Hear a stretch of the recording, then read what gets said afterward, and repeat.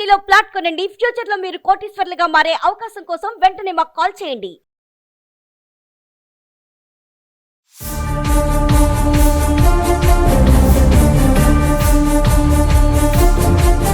నమస్తే, welcome back to Suman TV. Present మనతో పాటు ఉన్నారు ఎనలిస్ట్ మందరి కృష్ణారెడ్డి గారు. నమస్తే సార్.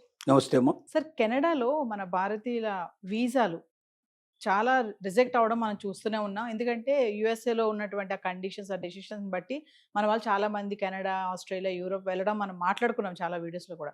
ఇప్పుడు ఏంటంటే అక్కడ కూడా ఇంటర్నేషనల్ వీసాలు అనేవి కూడా అన్ని కూడా రద్దు చేస్తున్నారంట. ఎందుకు క్యాన్సిల్ అవుతున్నాయి? అలాగే మన వాళ్ళు మరి ఎందుకు అక్కడికి ఇక్కడికి వెళ్ళడము, ఇక్కడే ఉండొచ్చు కదా అంటే ఒకసారి వివరాలకు వెళ్ళి. అమెరికా, కెనడా జంట నగరాలు లాంటివి.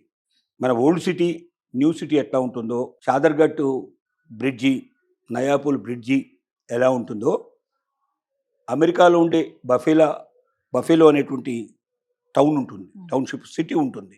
అది ఆఖరి డిస్ట్రిక్ట్ చెప్పాలంటే. బఫేలో డిస్ట్రిక్ట్ అనేది అమెరికాకు కెనడాకు మధ్యలో ఉన్నటువంటి, అమెరికా వైపున ఉండేటువంటి చివరి డిస్ట్రిక్ట్ ఇది.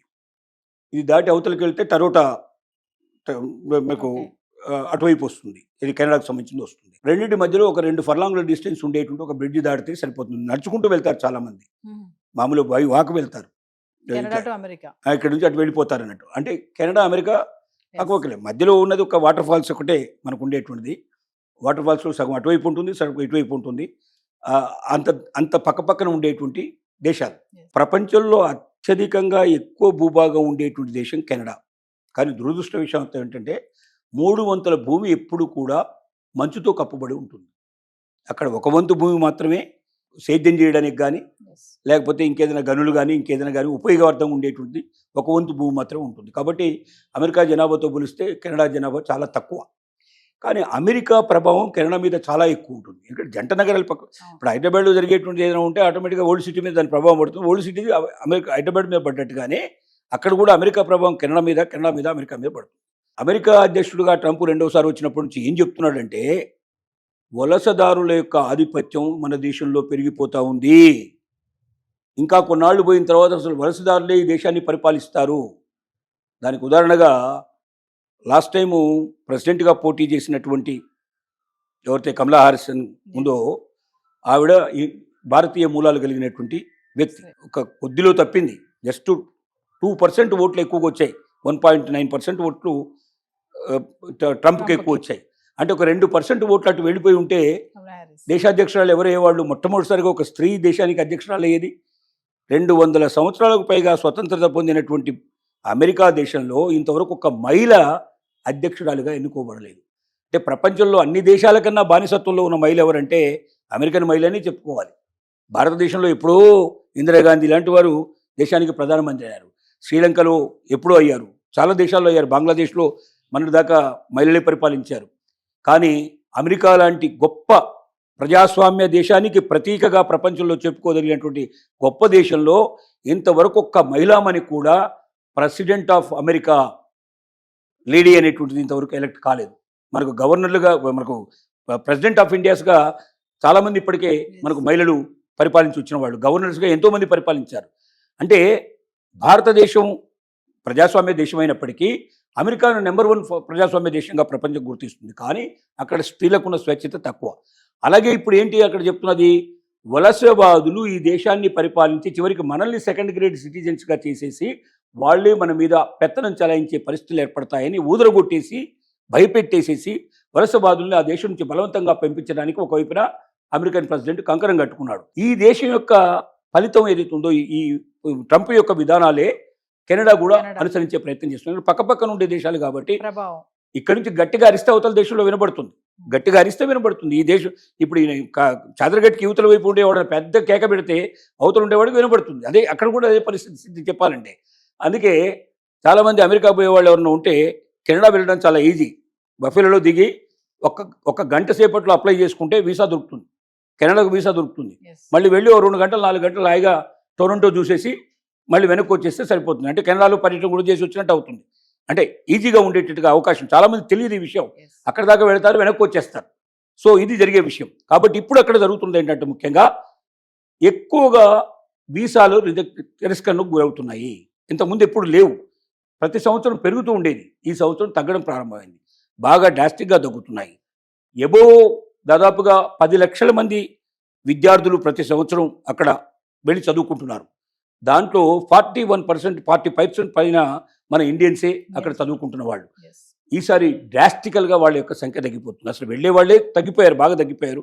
ఎప్పుడైతే అమెరికాలో ఈ ప్రాబ్లమ్స్ ఎదుర్కొన్నాయి, కెనడాలో కూడా స్టార్ట్ అయిన వాళ్ళకి అర్థమైంది. వాళ్ళతో బలవంతంగా నెట్టించుకొని బయటపడేదానికన్నా పోకపోవడం బెటర్ అనే ఉద్దేశంతో చాలామంది తగ్గిపోవడం ప్రారంభించారు. అసలు ఎందుకు జనరల్గా కెనడాలో చదువుకోవడానికి వెళ్తారంటే, కెనడా నుంచి అమెరికాలో ఉండే అవకాశాలు ఎప్పటికప్పుడు తెలుసుకోవడం ఈజీ అవుతుంది. అమెరికా ఎన్నిసార్లైనా ప్రయాణం చేసి రావచ్చు. కెనడాలో ఉండేవాడు వాళ్ళకి వేరే ప్రత్యేకమైన వీసా తీసుకోవాల్సిన అవసరం కూడా లేదు. వాళ్ళు మామూలుగా పాస్పోర్ట్ చూపించేస్తే లోపలికి పంపించేస్తారు. అంటే పాస్పోర్ట్ ఉండేవాళ్ళు వీసా లేకుండా ప్రయాణం చేయొచ్చు కెనడా నుంచి అమెరికా.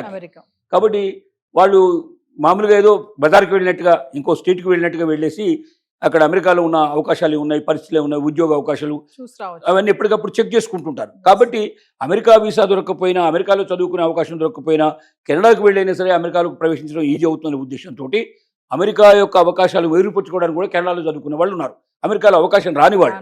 ఇలాంటి పరిస్థితులు ఉన్నప్పుడు ఇప్పుడు జరుగుతున్నది ఏంటంటే రివర్స్లో జరుగుతుంది. అమెరికాకు వెళ్ళే వాళ్ళ సంఖ్య బాగా డ్రాస్టిక్గా తగ్గిపోయింది, కెనడాకు వెళ్ళే వాళ్ళ సంఖ్య కూడా తగ్గిపోయింది.